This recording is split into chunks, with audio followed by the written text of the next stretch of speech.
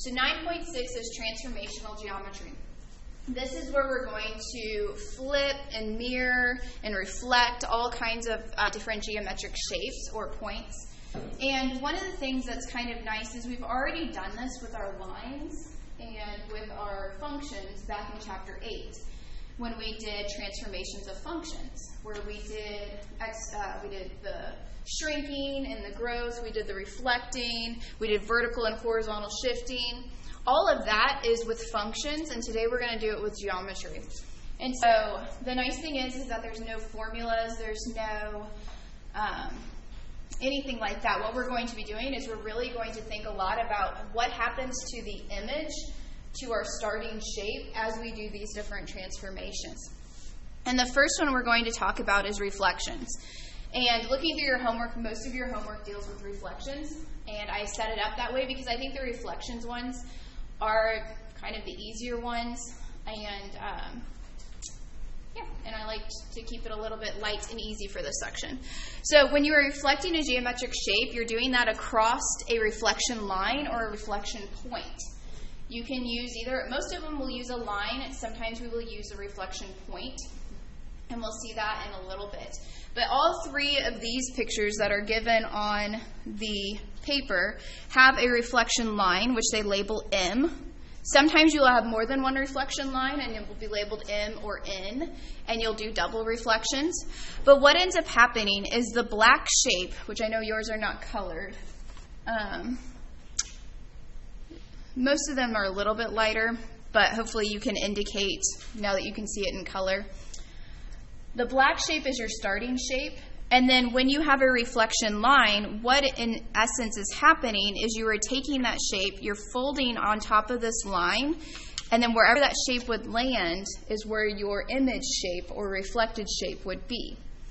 And the nice thing about reflections is everything keeps its original shape, nothing's distorted, distances are kept the same.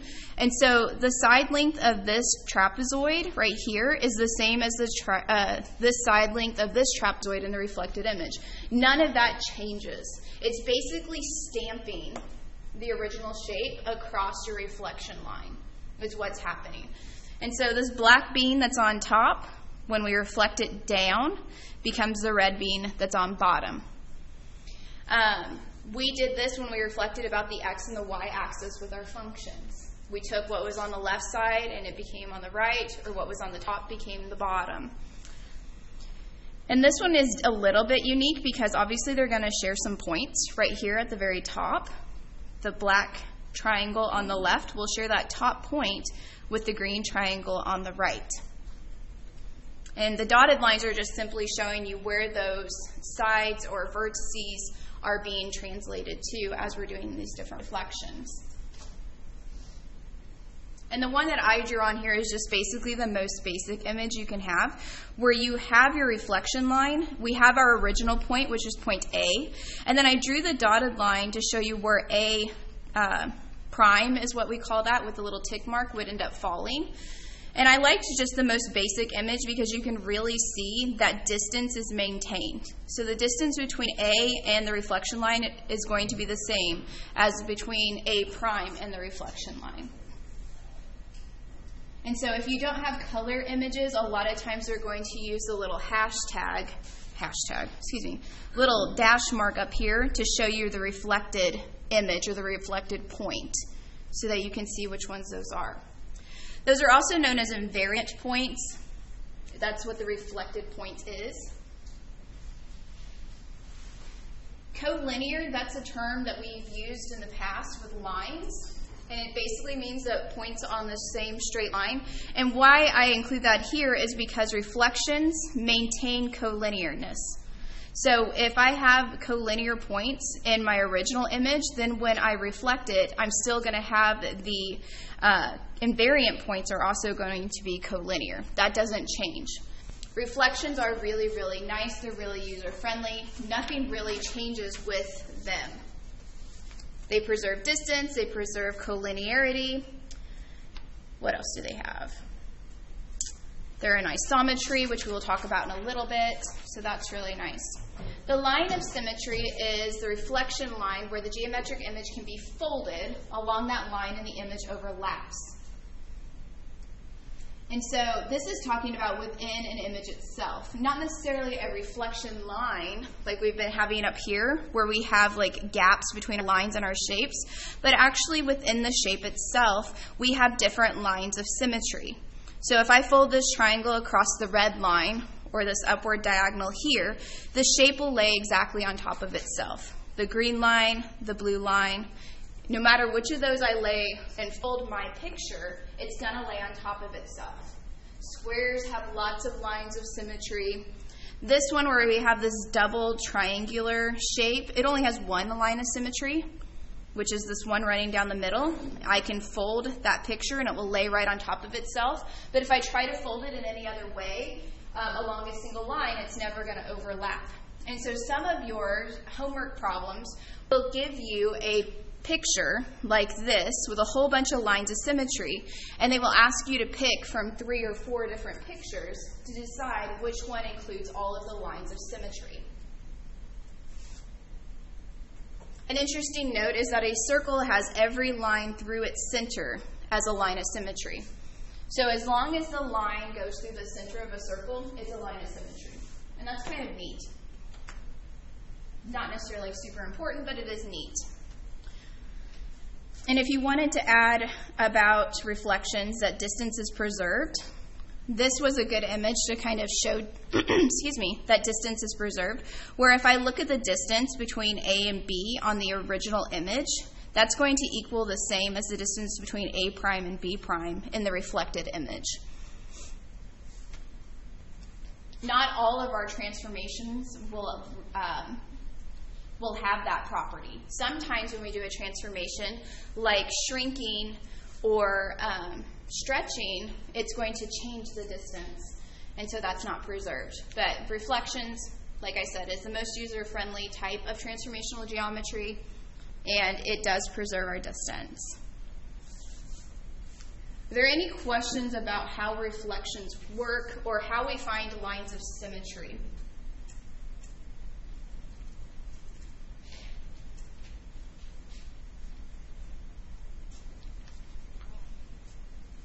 Okay. Then let's talk about translations and rotations. That's the next type of transformational geometry that we have. And these look a little bit scarier. At least I think this picture down here of rotations looks scary, but it's not too bad. So a translation is, I call it a slide. Basically, you're taking the original image and you slide it down. So the black image would slide down to the red image is really what it looks like to us.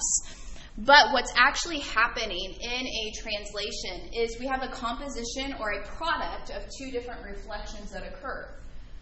And so what ends up happening is we have a reflection across this M line that produces our orange triangle. We flipped it, and then we reflect again across the N line, which flips it down here. And this is our resultant image. This is the product of 2 different reflections. So we didn't actually slide it down, even though that's kind of what it looks like we did. We did a double reflection. The magnitude, we will talk about the magnitude when it comes to these translations, is simply the distance between the point and its image under that translation. So how far we are from the black triangle to the red triangle would be known as its magnitude. And magnitude is directional. And so in some of your problems, it's going to tell you to translate the image or translate the point in the left direction or in the right direction or upward. And so it will tell you which way you're going to end up reflecting or taking this shape. There is an identity translation, which I note over here, and that's just a translation that has a magnitude of 0, aka it doesn't move. Nothing happens. It's like when we did algebra equations, and if you add 0 to something, nothing changes. The equation doesn't change. The same thing is true here if you have a magnitude of 0. Nothing happens. And just like with our numbers in the algebra section, we can actually have inverse translations. Those are ones that have opposite magnitudes. And so maybe you head to the left negative K amount, and then you head to the right positive K amount. You've done two different magnitudes. You've shifted in two different directions, but the overall magnitude is 0 because you didn't actually move anywhere. Those are known as inverse translations.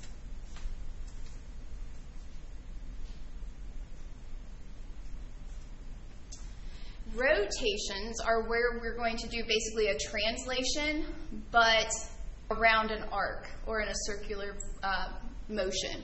So rotations are rotating a shape or image where we preserve that shape and image.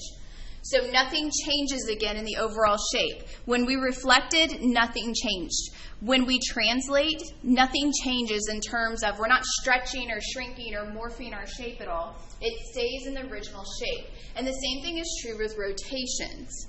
Basically, a rotation is a composition of two reflections around non-parallel lines. Here with our translations, we reflected across our M and N. These are parallel lines, which is why we stayed in a pretty linear motion here and we just flip-flopped our shape back and forth. But with a rotation, notice our M is here and our N is here. These are intersecting lines. They don't run parallel to each other. So when we reflect across M and then we reflect across N, we've taken our shape and we've gone around an arc. And so we can't think of the magnitude in exactly the same way because we're not moving in a straight line like we were up here for our translations. And so what ends up happening is the magnitude of your rotation is actually produced by the measure of the angle that is produced here between our point A and our A prime, and this B we call the center. So when you're doing a rotation, they will often tell you where your center point is, or they will give you a letter letting you know that, hey, this is the center of this image. Then you rotate around your center like a circle rotates around the center of itself. So in this case, the B is our center.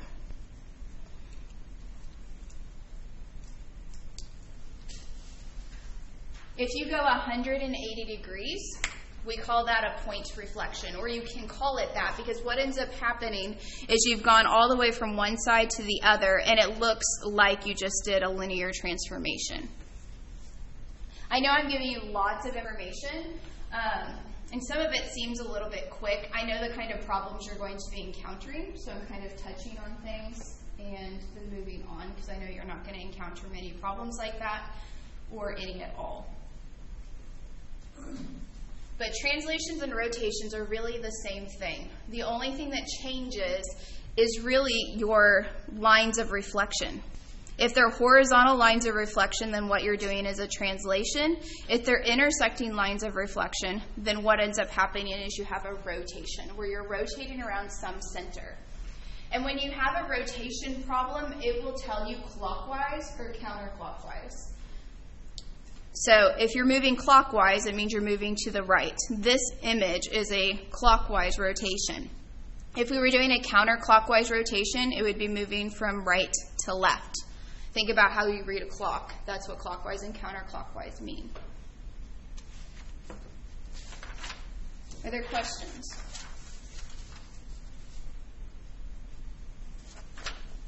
Okay. Flip over so you can see a problem. This problem's from the notes in the book, but you have a similar one in Pearson.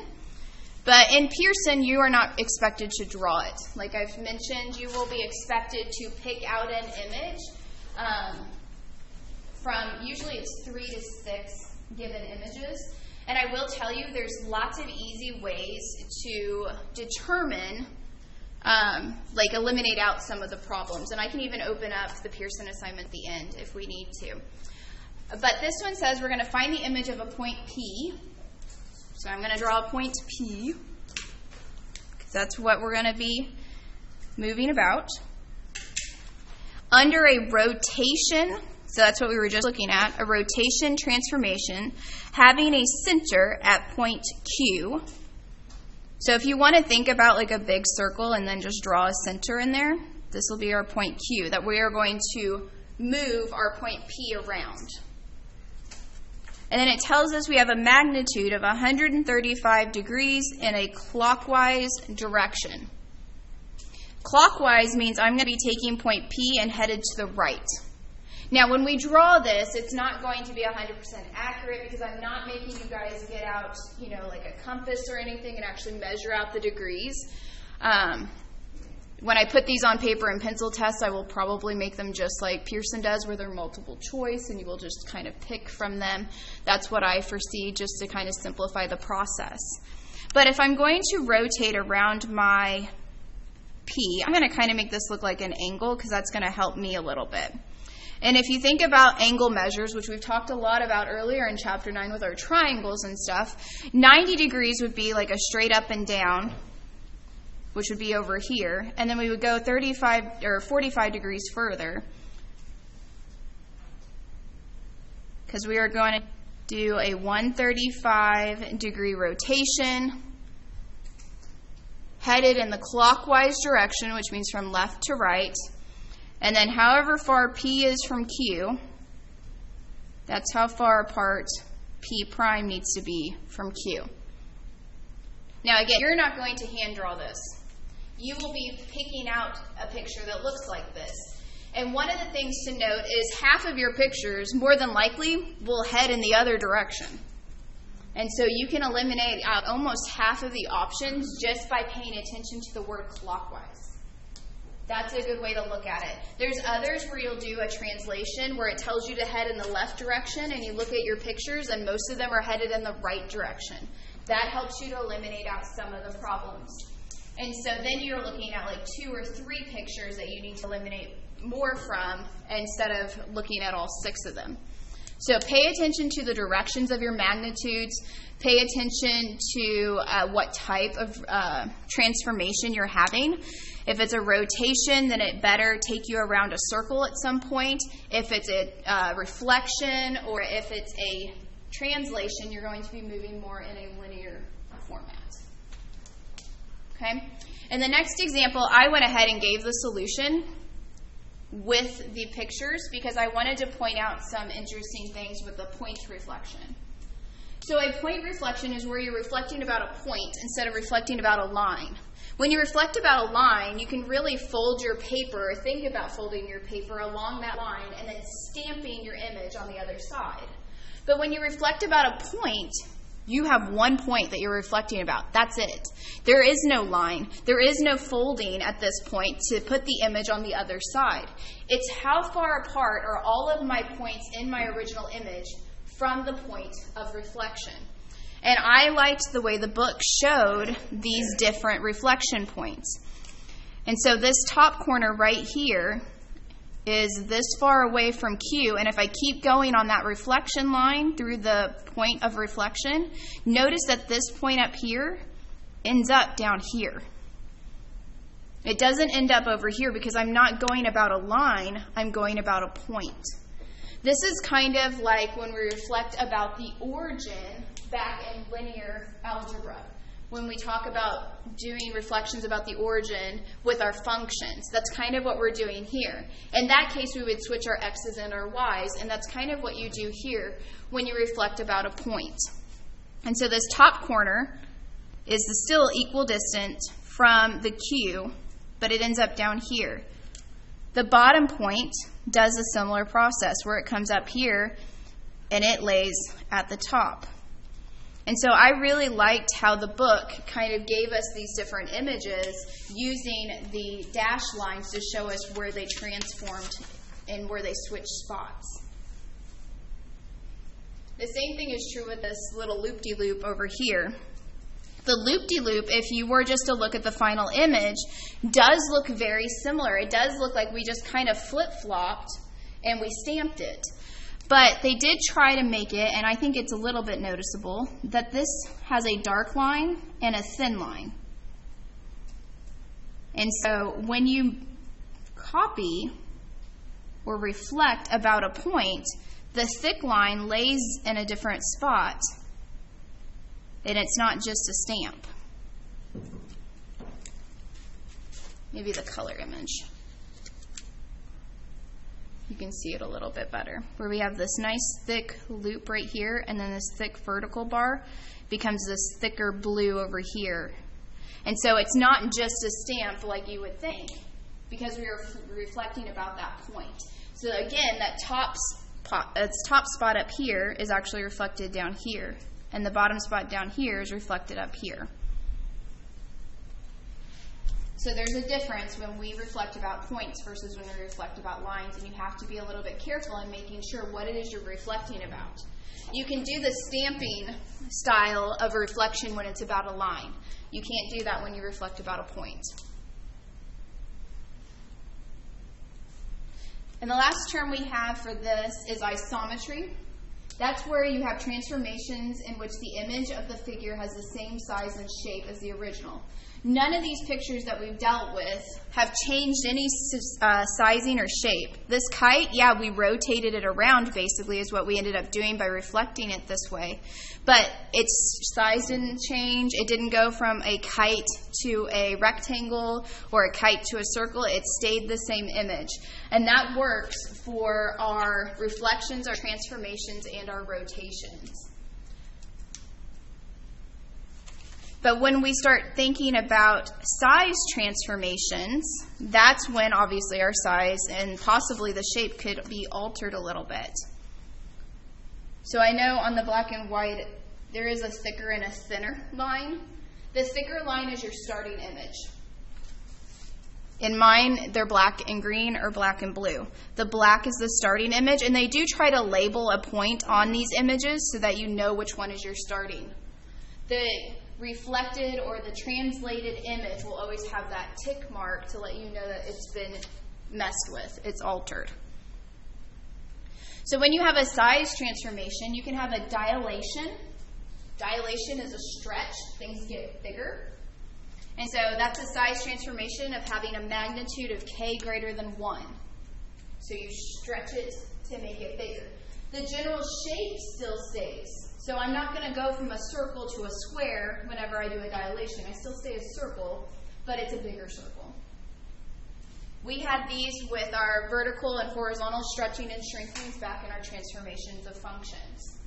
So with our half circle on the left, we went from the little black one, and then we are stretching it or dilating it out to be the green half circle out here.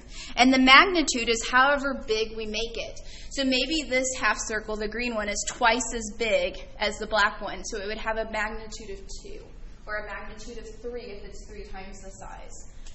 I know on Pearson they give you a triangle and they ask you to match the image for what happens when you dilate it out by a power of 2, where you make it twice as big.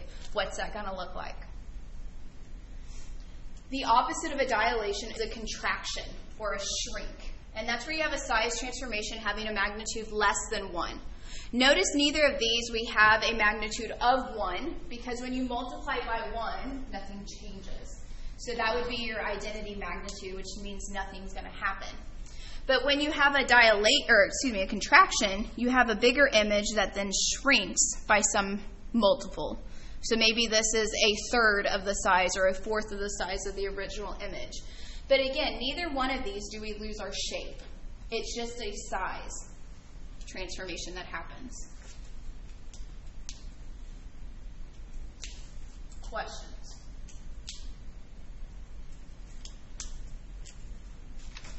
The last page of the handout is a really nice table that I really liked from the book, because it shows all the different types of transformations that you can have. It has an example of the transformation, and then it tells you what it preserves or doesn't preserve. There was one that I didn't mention, and that's a glide reflection, because a glide reflection is where you shift it over and then you flip it down. Basically, if you think about it in terms of linear functions, it was a horizontal shift within a reflection that happens. And I looked through your homework and there wasn't any, so I just went ahead and kept it out of the notes. Because if you can do a translation and a reflection, you can do a glide reflection. Nothing changes. And so, but I liked the table because it tells you that all of these different transformations preserve collinearity. So that means if the points are in a straight line in the original image, they will stay in a straight line no matter which of these transformations happens. Is distance preserved? It is with reflection. translations, rotations, glide reflections, but obviously not with a size transformation. The distance is like the one thing that literally changes with a size transformation, because you're either making your image bigger or you're making your image smaller. It tells you if they have identity transformations, like magnitudes of 0 and things like that, or magnitudes of 1, whether there's an inverse transformation, if there's a composition of reflections. So when you do a reflection, you're doing one thing. When you do a translation, as we saw, we reflected about our inline, and then we would reflect about our inline, and that's how it worked. So there was two different reflections that happened, and they list here that they're parallel, because those lines have to be parallel in order for it to be a translation. Where when we do a rotation, we do two different reflections again, but our reflecting lines are not parallel.